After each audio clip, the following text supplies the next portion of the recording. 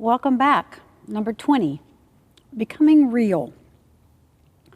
We come undone. It's not a pretty fact, but it is inevitable. There are seasons when we are making and building, growing and transforming into the people we always hoped we'd be.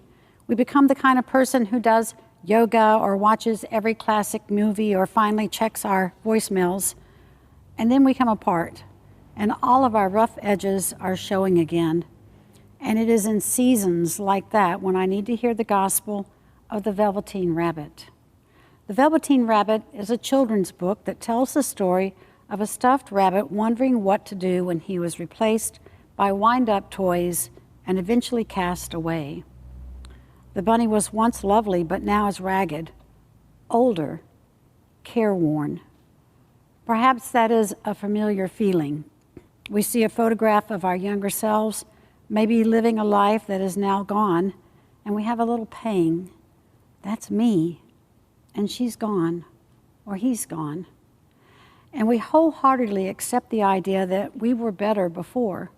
There's a shiny version of ourselves, the once existed, the one, whoever we are now, it can never be as good as what we were. The Velveteen Rabbit has a moment of candor about this fear when talking to the skin horse, a toy who is older and wiser than the other toys. And the skin horse explains it, that in the process of being loved, we are not diminished. We are becoming real. Real is not about how you are made, says the horse. It happens to you. It might hurt, and it happens slowly over time. But when you are really, really, really loved, you become real. The author of the story, Marjorie Williams, understood the deep beauty of that kind of love. She had come to love literature through her father, who died suddenly when she was 7. In her stories for children, there's a tender ache for the lives we've lost and the love that endures. We are changed, and we often wish it were otherwise. Sometimes we worry that we are being undone, unmade, that we are simply losing our polish, but we are becoming like a well-worn stuffy that has been dragged everywhere and slept with every night and hugged to tatters. We become real through our wear and tear. By healing from the cruelty we didn't deserve, by keeping a soft heart for those who need us, by being loved imperfectly and loving imperfectly, in both we changed and keep changing. We were not kept in a box on a shelf, and it shows. As the skin horse explains, generally by the time you are real, most of your hair has been loved off and your eyes dropped out and you get loose in the joints and very shabby. For these things don't matter at all because once you are real, you can't be ugly, except to people who don't understand. Our shabbiness might be unacceptable to the Instagram world.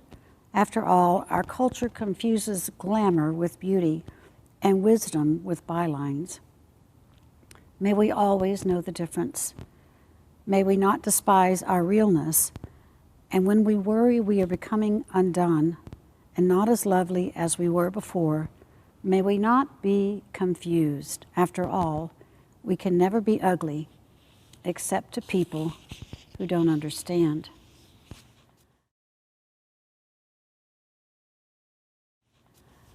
A blessing for becoming real.